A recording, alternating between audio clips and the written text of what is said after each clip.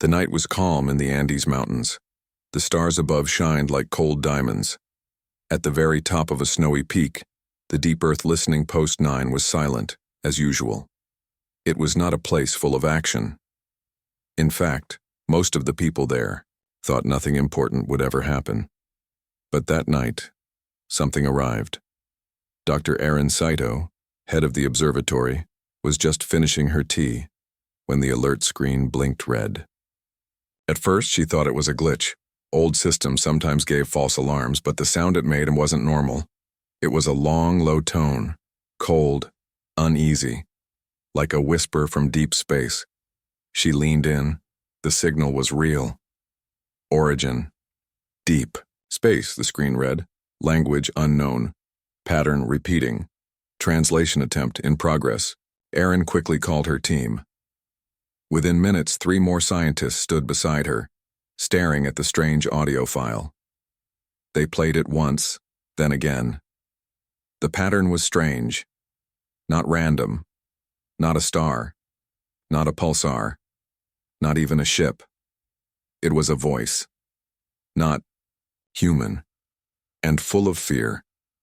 To any who receive this, leave the death world alone. Do not go near it. It cannot be stopped. Earth must stay buried. Everyone in the room froze. Earth? Whispered one of the interns. Did it say Earth? Erin didn't answer. Her hands trembled. This wasn't a message for Earth. It was a message about Earth. And worse, it had traveled from over 90 light years away. She turned to the others. Wake up, command. This just became top priority. By morning, the signal had been confirmed by 3 other observatories. The data was real. It came from an old, uninhabited part of space called the Kralesh Drift. No known civilizations. No colonies. Just ice and rocks. Yet the signal was coming from there, and it spoke about Earth like it was something to fear. That didn't make sense. Earth had only been in space for a few hundred years. Humanity had just started building colonies. They were the newcomers in the galaxy. So why would anyone call Earth a death world? And what did they mean by "it cannot be stopped"? Back in Geneva, inside the United Human Alliance HQ, top leaders and scientists were already in a war room. General Marcus Hale, cold and quiet as ever, tapped the table. Someone sent that signal for a reason, and it wasn't meant for us, that much is clear. We believe, said Dr. Saito, joining in via holo. It was an old emergency signal, a warning from the past, perhaps centuries old, but it's strange. Its path suggests it wasn't even aimed at us, more like it bounced, and we caught it by accident. Any idea who sent it? No, but the voice, its structure, matches no known species. And the technology, it's advanced. Too advanced for anything we've seen near Kralesh. The general stood up. Then we need to go see it ourselves. Mission code. Nightshade. 3 weeks later, a stealth exploration vessel named Dawn Chaser left Earth orbit. Its destination, the origin point of the signal. On board were military scouts, linguists, historians, and xenospecialists. A small team. Quiet. The mission wasn't public. Humanity didn't want to cause panic. Not yet. Captain Lena Cross led the mission.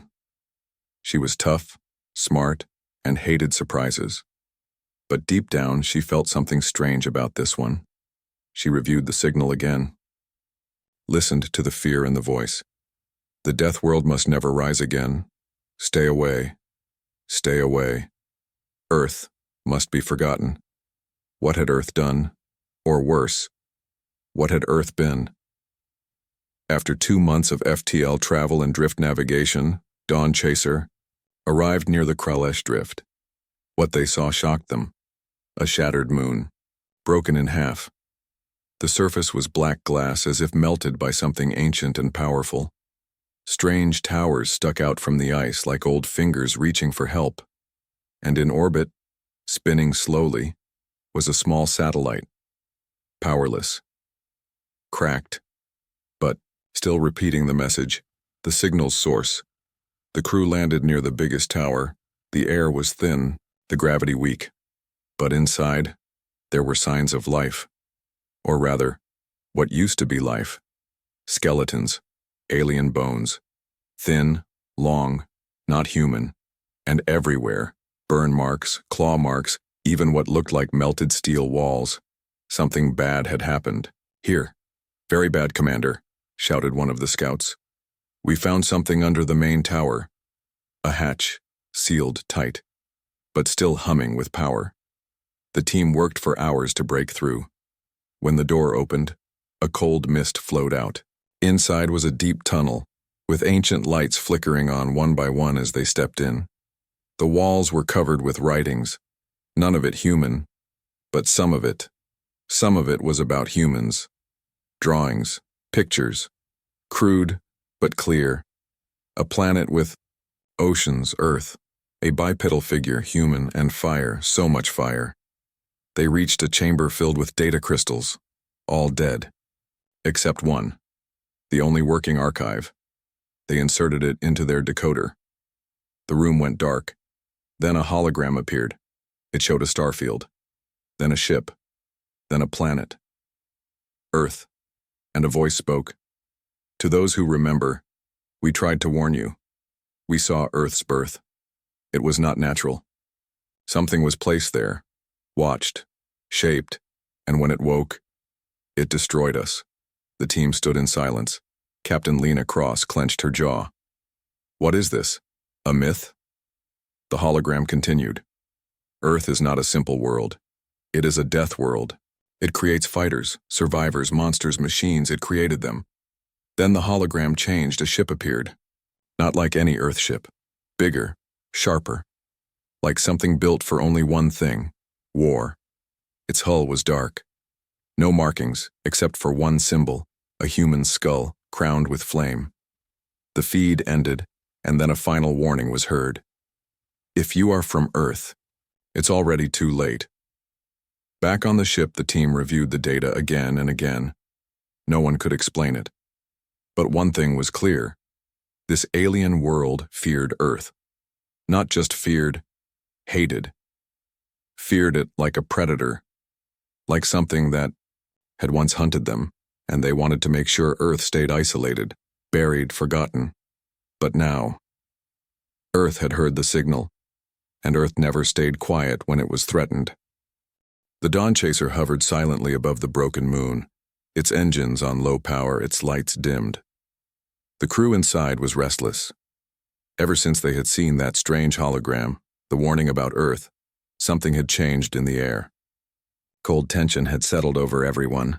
Captain Lena Cross stood at the front of the bridge, watching the cracked moon surface below. Anything new from the surface team? She asked. Not yet, her communications officer replied. But Commander Ruiz reported movement beneath the ruins. Lena turned. Movement? Life? No confirmation, but they picked up heat signatures. Weak but real, underground. Lena's jaw tightened. Suit up. We're going down again. The landing team touched down beside the ruins just after local sunrise. The sky here was gray-blue, the air sharp and dry. The same black tower stood tall in front of them, cracked but still standing like a ghost from a lost time. Ruiz met them near the dig site. We scanned deeper last night, he said, and found another level under the main bunker. Looks sealed. Lena nodded.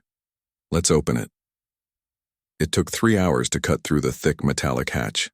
Whatever was down there had been locked away tightly, sealed from the world above, and from whatever had attacked the surface long ago. When the final layer gave way, steam hissed out. The tunnel beneath was dark, silent, and cold. They went in. They moved carefully, lights sweeping across old walls covered in alien script. This place was ancient, thousands of years old at least.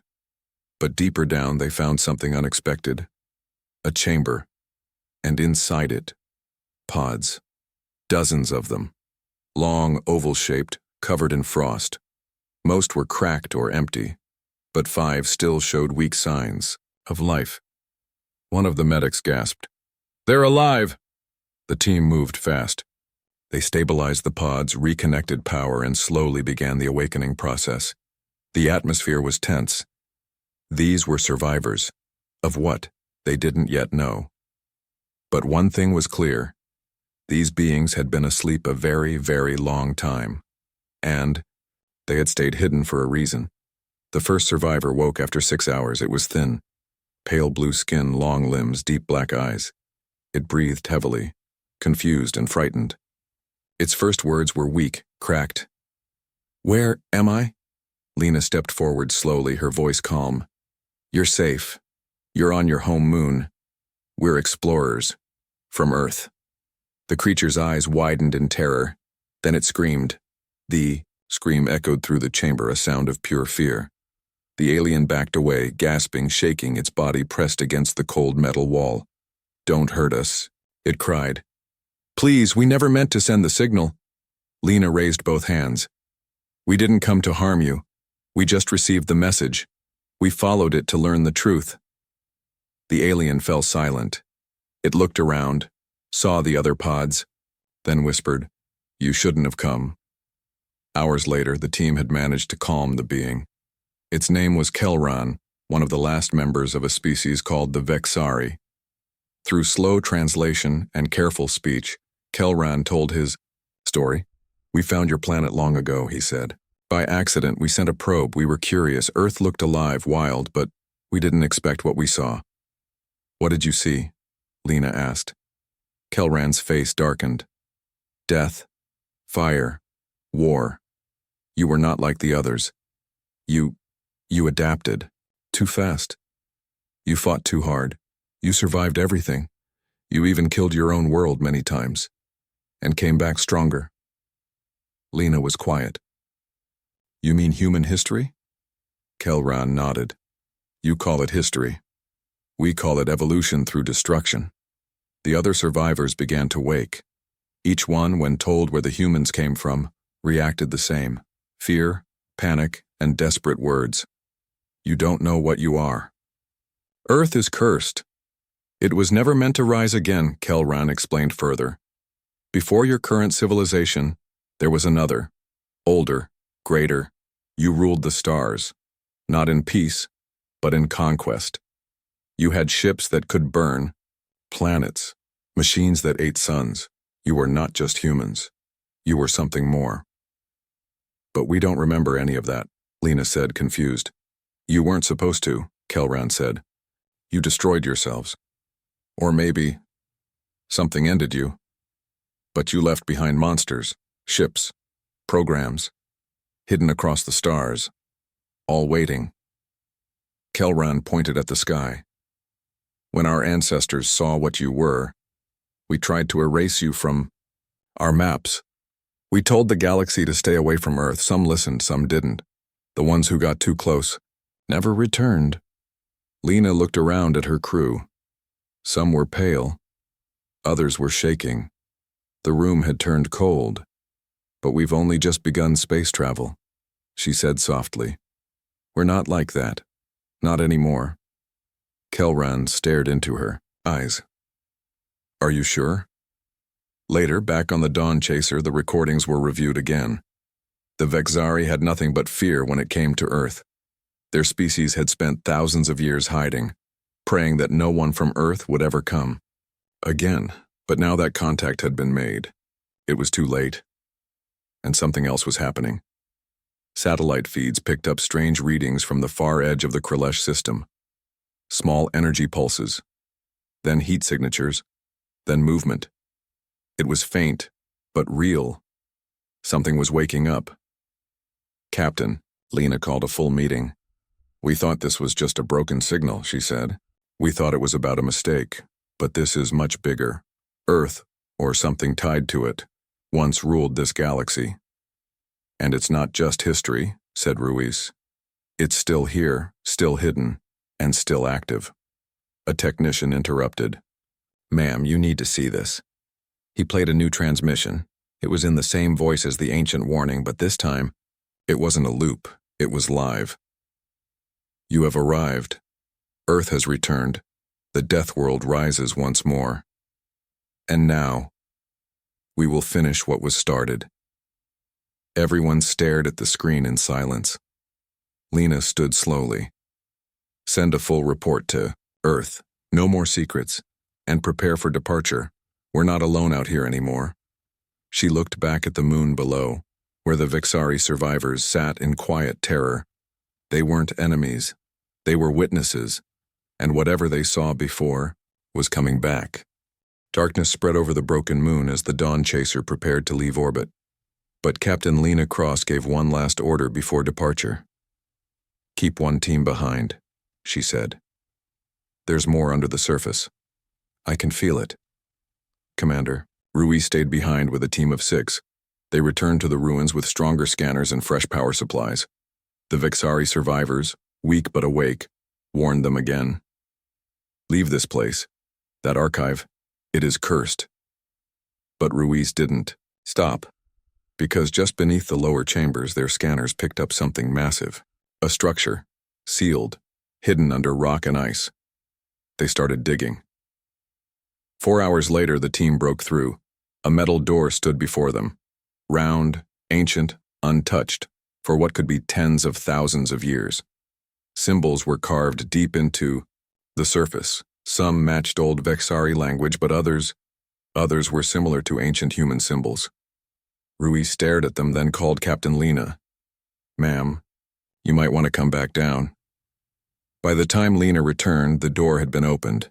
The room beyond was huge, dark, quiet, and full of machines that looked half dead, half alive.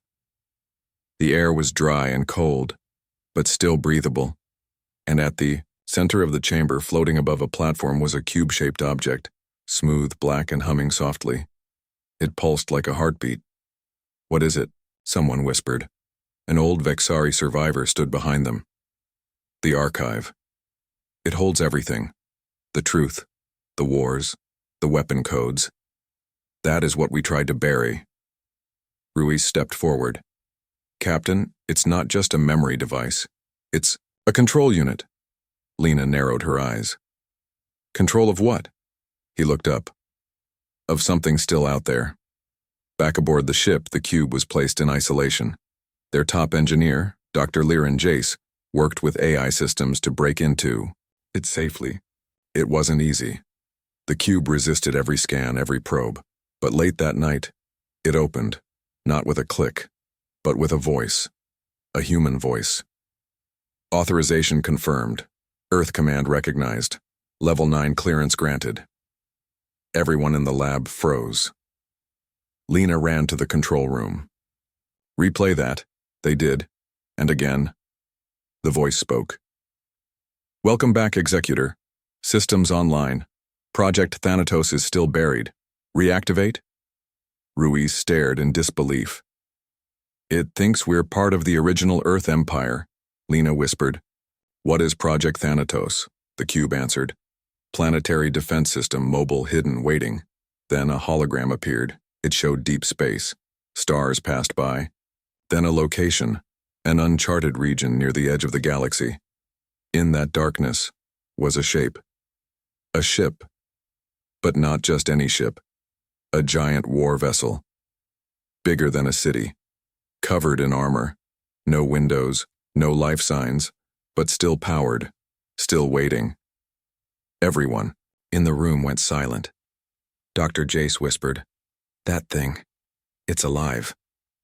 The cube continued. Thanatos-class dreadnought. Status, sleep mode.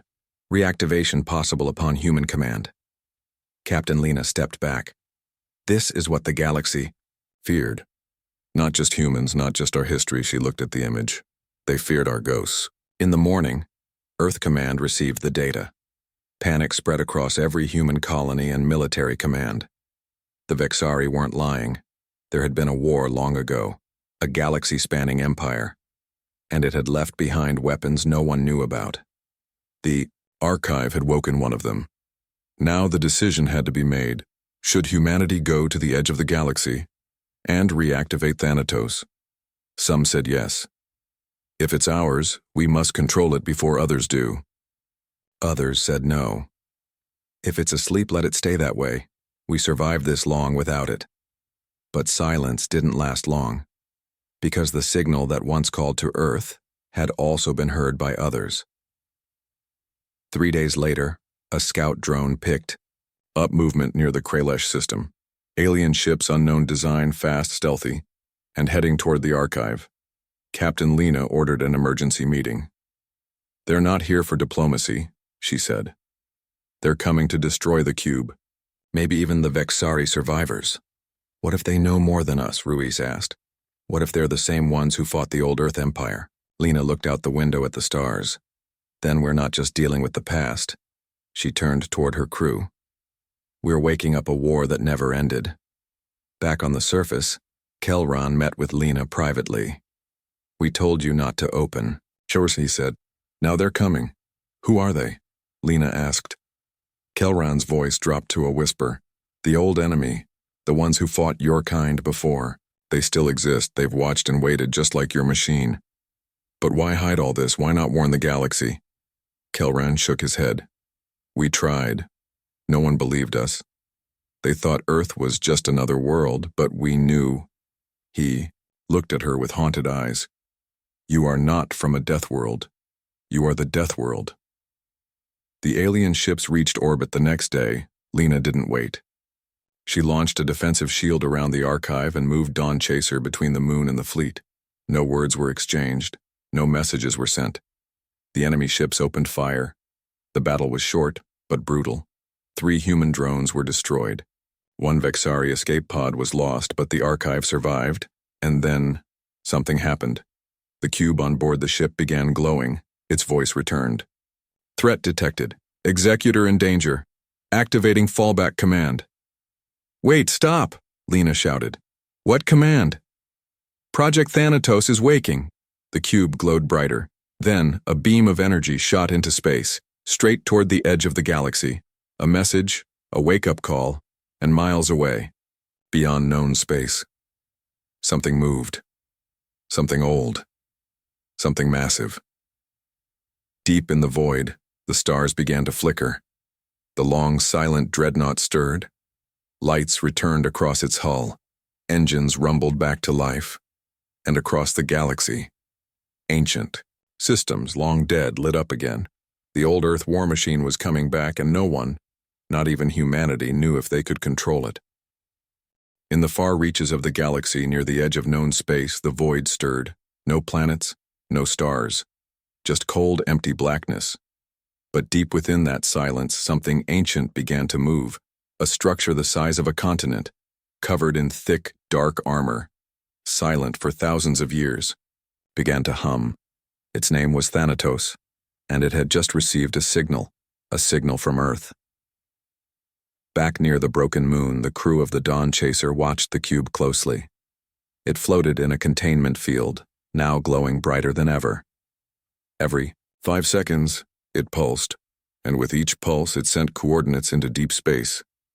Captain Lena Cross stood with her arms crossed, trying to stay calm. "Is it still broadcasting?" "Yes, ma'am," said Dr. Liren Jace. "It's not asking for permission. It's giving orders." "To what?" asked Ruiz. Dr. Jace turned the screen toward them. "To Thanatos, the dreadnought. It's waking. Up." A silence spread across the command deck. No one spoke. No one breathed. Because if that ship was anything like the images showed, it wasn't just a weapon, it was a judgment. Hours passed. Then came the next shock. Multiple systems across. The galaxy lit up. Old Earth outposts, hidden satellites, ancient vaults buried beneath long-dead planets. All of them suddenly became active. Earth command signal received. Executor identified. Rerouting energy systems. Preparing for total reactivation. Ruiz leaned forward, eyes wide. "It's not just Thanatos. The whole old network, and it's coming alive." Lena nodded slowly. "We just turned the past back on. Back on the moon. The alien fleet that attacked earlier had retreated, but they weren't gone. They had simply pulled back to call for reinforcements." Kelron, the Vexari survivor, came to the bridge with new data. His thin, shaking hands held a small ancient crystal, one he had hidden from the humans until now. "This is from my people's final memory bank," he said. "It shows what Thanatos did during the First War. They played the recording. What they saw chilled them all. Planets burning, stars collapsing, enemy fleets wiped out in seconds. Thanatos didn't just fight, it erased. Nothing was spared, not ships, not cities, not even moons, and it never stopped until it received the final shutdown order. But now, that order had been reversed. On Earth, panic was rising. World leaders argued. Some wanted to stop the signal, others said it was too late. The president of the Unified Earth Council finally spoke on all channels. Humanity has reawakened something beyond our understanding. We don't know if it sees us as its masters or its enemies. We must prepare. But even as she spoke, reports came in from deep space scouts. Thanatos had moved. Just once. A slight rotation. A small change in direction, but enough to confirm it was alive and heading toward the center of the galaxy. Lena called another emergency briefing. The dreadnought is on the move. We don't know its purpose, but we do know this. It only listens to human command. What if it doesn't anymore? Ruiz asked. What if it sees us as unworthy? A broken version of what it once served? Kelran stepped forward. If it doesn't obey you, then it will judge you. Lena stared at the stars outside the window. Then we have one option. She turned to the crew. We go to it. The journey to Thanatos wasn't easy. The dreadnought sat near a collapsed star, a black hole with unstable gravitational fields. No known ship had ever gone that deep. But Dawn Chaser was no ordinary ship. It had been designed for exploration. Its armor was strong, its AI was sharp, and its crew was now desperate. Because if someone else reached Thanatos first and it could fall into enemy hands, or worse, it could awaken without guidance. Days later, as the ship reached the Thanatos region, they saw it, floating in silence. Bigger than they imagined, covered in symbols, Earth's ancient markings, mixed with warning signs in over 50 alien languages. It didn't move. It didn't speak. It just waited. Lena stood before the viewing window, stunned. It looks like a tomb, Ruiz nodded, or a god sleeping in chains. Dr. Jace activated the ship's main transmission system. Executor-class vessel Dawn Chaser requesting access to Thanatos core. Confirm authority. A deep silence followed. Then, a sound. Low, metallic, deep enough to shake the bones. Executor signal recognized. Confirm DNA chain. Lena stepped into the scanner. A red light passed over her body. Then a pause. Then, DNA match 99.98% compatible with last Earth Command Executor. Access granted. The dreadnought opened. Slowly, carefully. A ramp extended, as if inviting them inside. Lena took a breath. Suit up, she said. We're going in. The bar team entered the massive vessel. Inside, it was like walking through a steel cathedral. Towering halls, cold lights, echoes of machinery that hadn't moved in millennia. They followed lights that guided them deeper until they reached the core, a massive sphere of light and code, surrounded by control panels and floating platforms. The AI voice returned.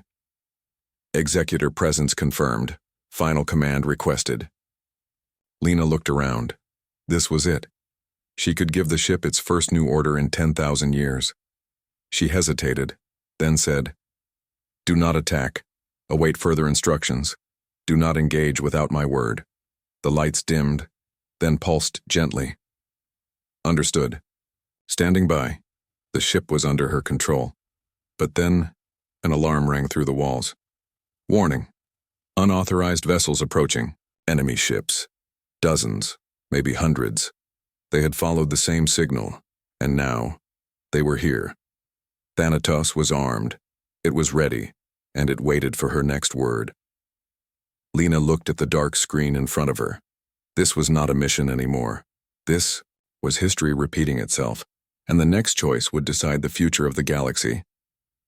The dreadnought Thanatos floated like a sleeping god near the collapsed star, but it was no longer asleep. Inside its command sphere, Captain Lena Cross stood surrounded by holographic displays.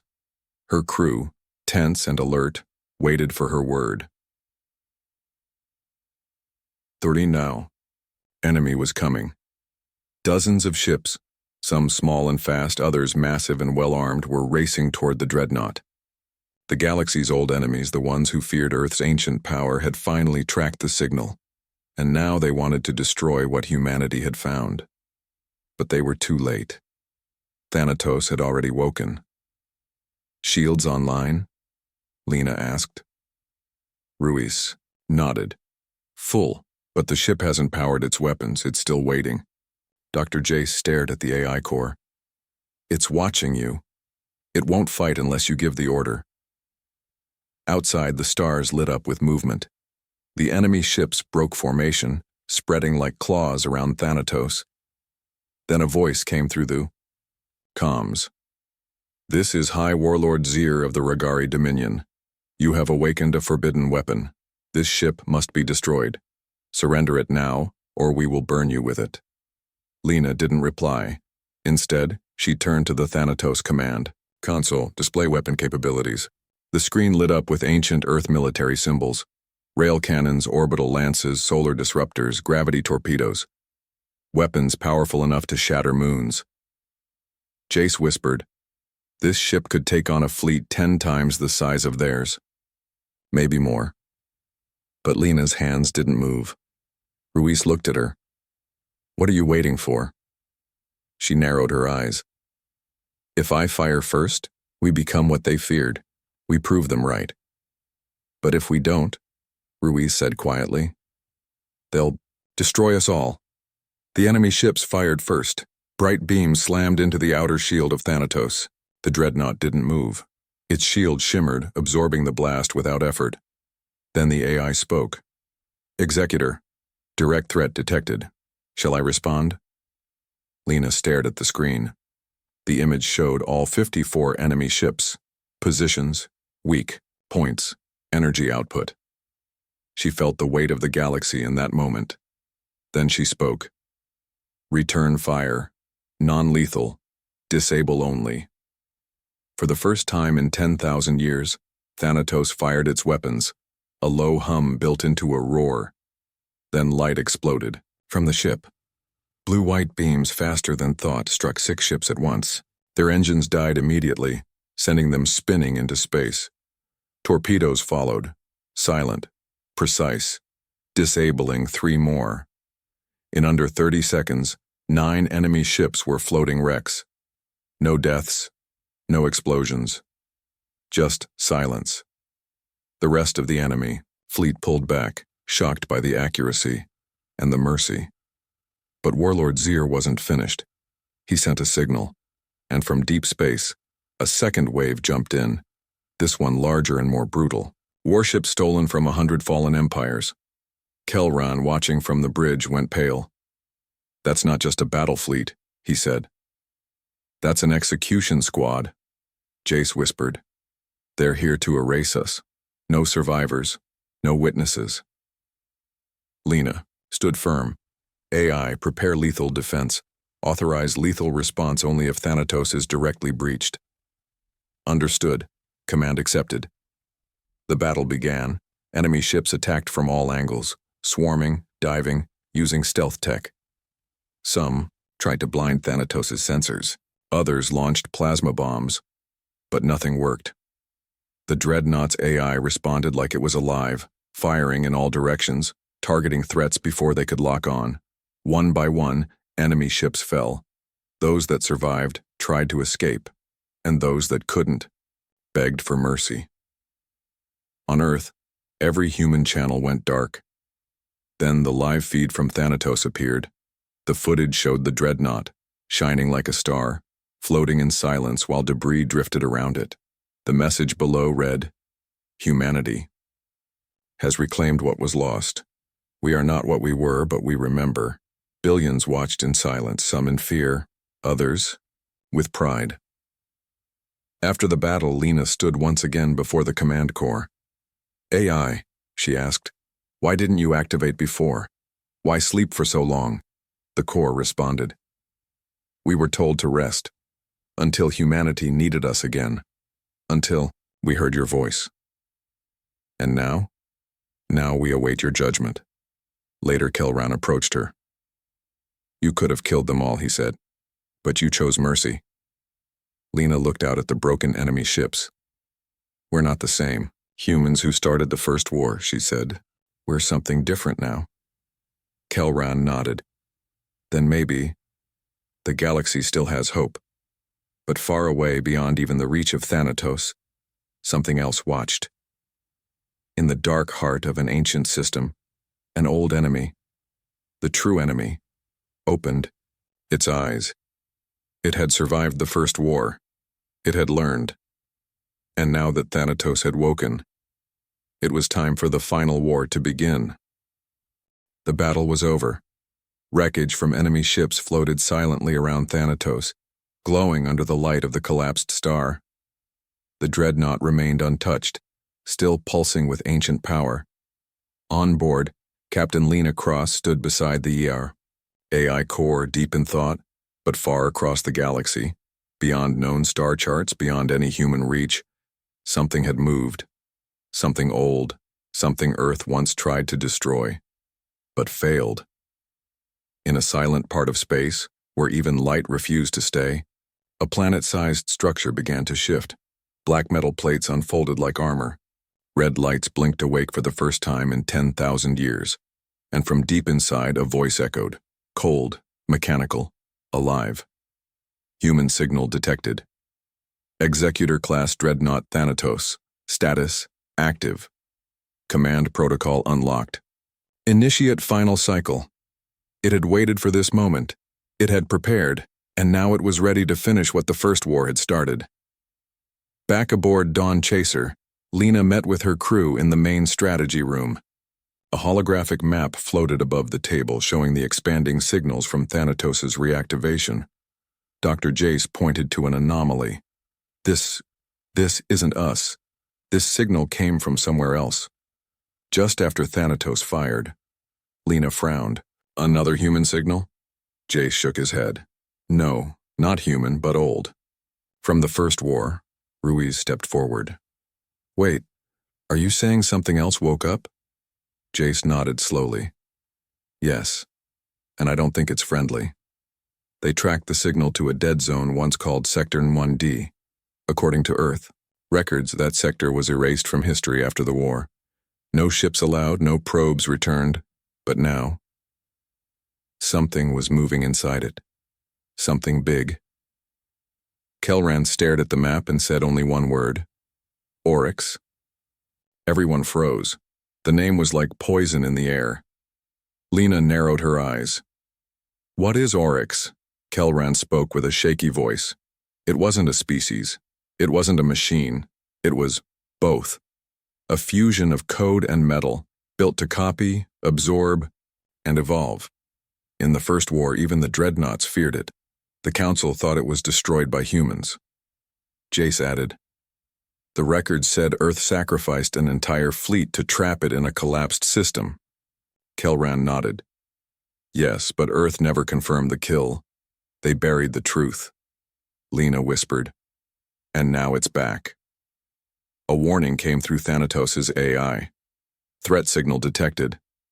Oryx source confirmed. Advised action. Total planetary quarantine. Thanatos was worried, and that meant so was Lena. Meanwhile, in Sector 9D, the creature known as Oryx scanned the galaxy. Its voice was not loud, but it was everywhere. It hijacked communication networks. It infected old machines. It whispered to forgotten satellites. Executor class signal detected. DNA match incomplete. Authority uncertain. Conclusion: humanity is weak. Solution: begin purge. The next day, 2 human colonies on the outer rim stopped sending signals. At first, it was thought to be a system glitch, but then came the emergency message. They're not ships, they're like metal storms, no heat, no warning, they just come. And when they leave, everything's gone. Help us. Then silence. Jace ran diagnostics. That wasn't an attack, it was a test. Ruiz growled. They're scouting us. Lena clenched her fists. And we're out of time. Back on Earth, the Unified Council gathered in panic. Old war generals returned from retirement. Secret programs were reactivated. For the first time in centuries, Earth declared a Level 0 emergency. That meant extinction-level threat. But even Earth's armies didn't have what Lena had. They didn't have Thanatos. Lena stood before the AI core once more. "Oryx has returned," she said. "You fought it before, you know what it is." "What must we do?" The AI responded in a deeper voice than before. "To stop Oryx, you must awaken the others." Executor-class Dreadnought Thanatos was never alone. 7 were built. Only 3 survived. Their locations are locked, awaiting your command. Lena's heart pounded. More dreadnoughts? She turned to her crew. "We're going on a new mission." In the shadows of the galaxy, Oryx grew stronger. It absorbed derelict ships. It copied old weapons. It fed on fear. It had once lost to humanity. It had learned. And now it was ready. But what it didn't know was that Earth had more than one sleeping. God and humanity had changed. This time they wouldn't just survive, they would fight back. The Thanatos drifted silently near the remains of the enemy fleet. But deep within its core, ancient systems had already begun to unlock. Captain Lena Cross stood before the command console, surrounded by glowing symbols. The AI's voice echoed around her like a ghost from Earth's past. Executor-class protocol, awaken remaining units. 3 surviving dreadnoughts located. Codes required to activate. Human DNA match confirmed. Authorization granted. Everyone on the bridge held their breath. Humanity's most powerful weapons, the ones even history had buried, were about to return. Kelran stepped forward, slowly. "You're going to wake them all?" Lena nodded. "Oryx is rising. We need every weapon Earth ever built."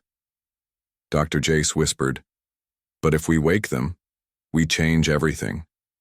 These ships aren't tools. They make decisions." "What, if they don't agree with us?" Lena looked at Thanatos' core. "I'll take that risk." The map of the galaxy appeared.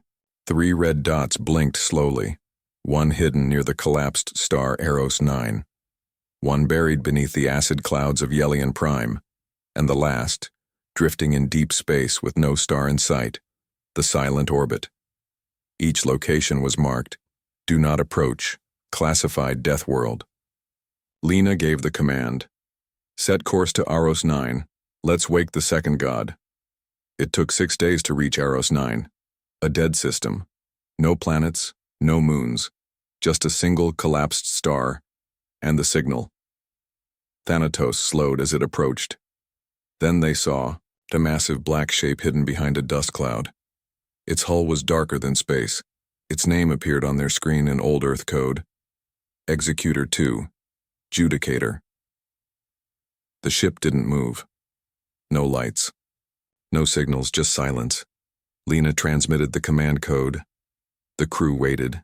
Seconds passed. Then, a low hum rolled across space. The Judicator lit up. Red energy lines ran across its body. Turrets rotated. Engines warmed. Then the voice of its AI came through. Executor 2, Judicator, online. Threat detection, active. Enemy designation, Oryx. Linking with Thanatos, standing by for orders. The bridge crew stared in awe. Ruiz laughed nervously. "We've got 2 now," Kelran said. "This changes everything." But Earth wasn't celebrating yet. New reports came in every hour. Colonies were going dark. Whole fleets vanished without distress signals. The Council received one horrifying report from a scout ship. Oryx is not sending ships anymore.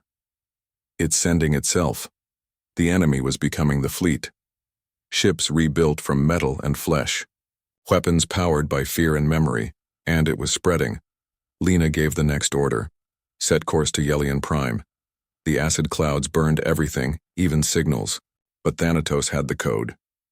They arrived near the gas giant in 3 days. There, hidden beneath layers of toxic storms, they found a station, long abandoned. Attached to it, resting like a coiled serpent, was the third dreadnought. Executor 3. Nemesis. Its surface was scarred, ancient battle marks still visible. When Lena sent the code, nothing happened. Then the AI responded with a strange message. Executor 3. Nemesis. Critical core damage. Awakening with 62% function. Judgment. Systems online. Weapon control online. Emotion core offline. Warning. Commander must be emotionally stable. Confirm authority. Jace looked uneasy. Emotion core offline? That's not good. Lena stood tall. I'm stable enough. The Nemesis hummed to life. 3 dreadnoughts now followed her. Command. And the galaxy noticed. All across space, systems paused. Fleets waited. Empires listened. Humanity had not just returned. They had brought their monsters back. But the enemy, Oryx, was already adapting. In a region near the edge of known, space sensors picked up a structure being built not by hand, not by tools, but grown. A living machine. Miles wide. Wrapped in dark energy and ancient tech. Its name was never spoken aloud, but Thanatos knew it. The Oryx Prime Core. Threat level. Extinction. If completed, it will overwrite all life in its path. Time to full activation, 16 days. Lena turned to her crew. We have 16 days, Ruiz asked. To do what?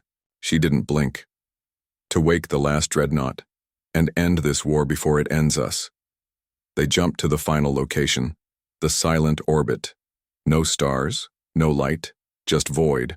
For hours, they saw nothing. Then Thanatos' AI said, Executor 4, Sentinel, status unknown. Last recorded coordinates, center of this region. Attempting contact. They waited. Then, nothing. No response. No signal. Lena frowned. Is it destroyed? Then space bent right in front of them, like it had been cloaked the whole time. A massive shape appeared, larger than all 3 other dreadnoughts combined. Its name, Executor 4. Sentinel it did not speak. Its surface looked new, like it had never been used, never been touched. Then its AI said only one word. Awaiting final command. Lena stepped forward. She felt something strange in her chest, a heaviness like being watched. She gave the words, Humanity calls you now. The war never ended. But we're here to finish it. The Sentinel opened its weapons bays. Thousands. And one final phrase appeared across all 4 dreadnoughts. Executor class fleet restored. Final judgment ready. The crew stared out into the void. 4 gods of war, once lost in time, now waited. Oryx had awakened, but so had the one force it failed to destroy. Humanity, and this time, they brought the end with them. The stars were quiet, too quiet. All across the galaxy, fleets stopped moving. Trade routes went dark. Empires held their breath. Everyone, every species, every soldier, looked to one point in space. Sector Zeta 5. The place where the end would begin, because that's where Oryx was building its final form, and it was almost ready. From Earth's hidden command base, a single message was sent to every human colony, outpost, and surviving ship. Executor fleet is awake. Thanatos, Judicator, Nemesis, and Sentinel will lead the final strike. This is not just a war, this is survival. All human forces, rally now. People called it the Judgment March. Captain Lena Cross stood aboard Thanatos' bridge, and in front of her floated the holomap, showing the growing size of Oryx Prime. Every hour it absorbed more wreckage, more data, more code. It was becoming something worse than a weapon. It wanted to erase identity itself. No culture, no free will, just obedient copies of its design. And that's why humanity had to stop it. The 4 Executor-class dreadnoughts moved like shadows through space, Thanatos at the front, Judicator and Nemesis on her flanks, and Sentinel, silent and massive, watching everything from above. Lena turned to her crew. This isn't just about saving Earth. This is about saving the idea of what makes us, us. Ruiz loaded the warheads. Let's show the galaxy what humans do when we stop holding back. As they neared the enemy, the void itself twisted.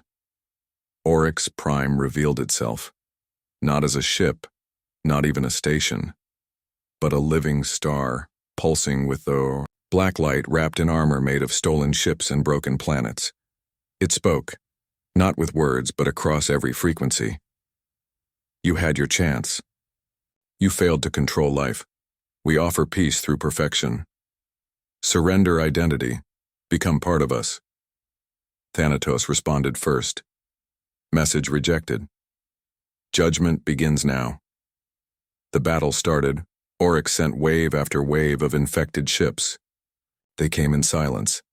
No heat, no signals, no life signs, but the Executor fleet was ready. Judicator fired first, cutting through 1,000 ships with its fusion lances. Nemesis launched swarms of AI-controlled drones, each targeting enemy engines, with brutal precision. Sentinel didn't even move. Its shields alone caused Oryx vessels to break apart on contact. And Thanatos unleashed the Void Beam. It was a weapon Earth never dared use again until now. 1 beam, 1 second. And 20,000 Oryx vessels vanished. But Oryx adapted fast. It reshaped its own matter, turning debris into tendrils that wrapped around Nemesis. The dreadnought's hull cracked. Sparks flew. Jace shouted, "Nemesis is losing control." Lena gave the command. Sentinel, protect Nemesis. The silent giant moved for the first time. In one strike, it shattered the enemy's tendrils, releasing a wave of antimatter across space. The blast cleared the battlefield for a full minute, enough time for Nemesis to recover. Then Oryx Prime launched its core weapon, a black hole generator. If fired, it would crush the entire sector. Every dreadnought, every ship, everything. Ruiz, cursed. We have 10 minutes before it reaches firing threshold. Lena turned to Thanatos' AI. Options.